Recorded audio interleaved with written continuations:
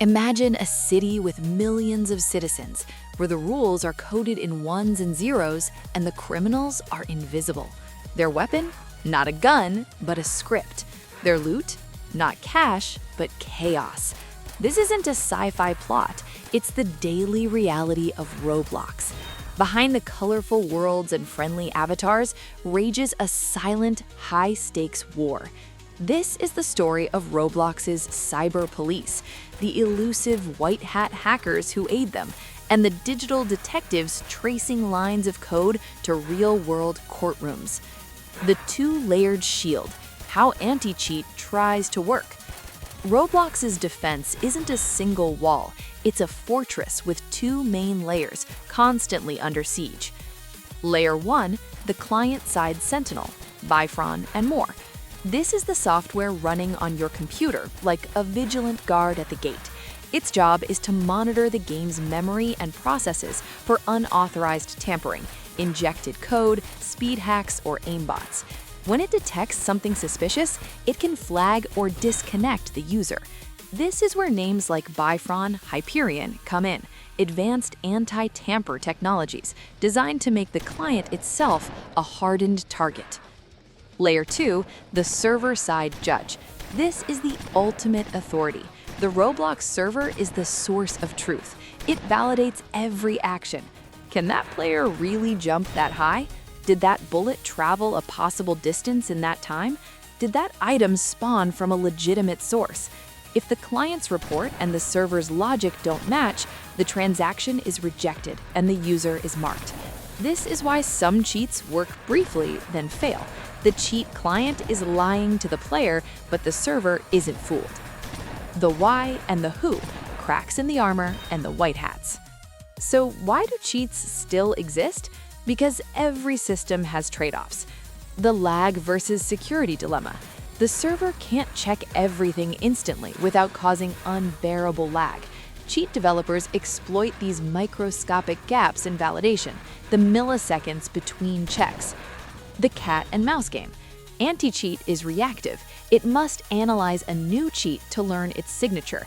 Elite cheat developers use obfuscation, packing their code in unique encrypted wrappers for each user, making it look new every time, a process akin to a virus constantly changing its shape. The White Hat Alliance. This is where the story gets fascinating. Roblox actively collaborates with ethical hackers and cybersecurity researchers. Through bug bounty programs, they invite experts to probe their systems legally. These white hats find vulnerabilities, report them privately, and are rewarded. They are the unofficial cyber militia, motivated by challenge, ethics, and recognition, turning the attacker's own skills against them. From digital traces to real handcuffs, the detective work. When a breach is major, like compromising user data, attacking Roblox's economy, or threatening critical infrastructure, the game ends and real-world law begins. The digital paper trail. Every action in a digital environment leaves logs, IP addresses, device fingerprints, transaction IDs, code signatures.